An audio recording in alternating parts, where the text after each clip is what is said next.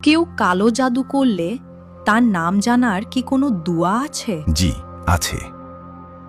আল্লাহর অসীম দয়া ও পবিত্র নামের উসিলায় যে কোনো মুসিবত এবং গোপন শত্রুতা থেকে রক্ষা পাওয়া সম্ভব। যদি কোনো ব্যক্তি ফজর এবং মাগরিবের ফরজ নামাজের পর নিয়মিত মহান আল্লাহ তাআলার বিশেষ দুটি গুণবাচক নাম পাঠ করেন, তবে আল্লাহর ইচ্ছায় সত্য স্বপ্নের মাধ্যমে বা অন্য কোনো উপায়ে জাদুকর বা ক্ষতি সাধনকারীর নাম ও পরিচয় জানতে পারবে। নাম দুটি হল ইয়া মুমিতু, ইয়া কাহারু।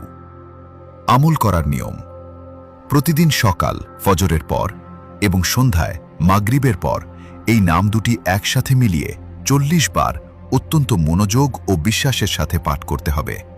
ইনশাআল্লাহ এর মাধ্যমে আল্লাহ আপনার সেই গোপন ক্ষতি সাধনকারীর পরিচয় প্রকাশ করে দেবেন। ইসলামে কালো জাদু, বান মারা বা কুফুরি করা সম্পূর্ণ হারাম এবং এটি একটি কুফুরি কাজ যা কবিরা গুনাহ। হতাশ হবেন না।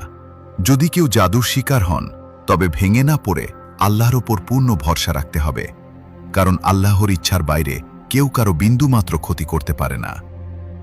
জাদুর আসর থেকে পুরোপুরি মুক্ত হতে হলে কোরআন ও সুন্নাহ সম্মত উপায়ে রুকিয়া বা ঝাড়ফুঁক করা জরুরি। আল্লাহর নামের ফজিলত: দুয়াটিতে আল্লাহর দুটি পবিত্র নাম ব্যবহার করা হয়েছে, ইয়া মুমিতু, হে জীবন হরণকারী, এবং ইয়া কাহারু, হে পরাক্রমশালী।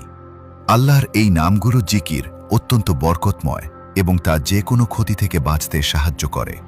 কালো জাদু, কুফরি বা জিন ভূতের অনিষ্ট থেকে নিজেকে এবং নিজের পরিবারকে প্রতিদিন সুরক্ষিত রাখতে সকাল সন্ধ্যায় এই আমলগুলো অবশ্যই করবেন। 1.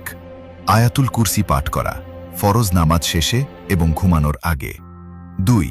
সূরা ইখলাস, সূরা ফালাক এবং সূরা নাস 3 বার করে পাঠ করা। এটি যে কোনো ধরনের জাদুর ক্ষতি থেকে বাঁচার সবচেয়ে শক্তিশালী ও সুন্নাহসম্মত মাধ্যম।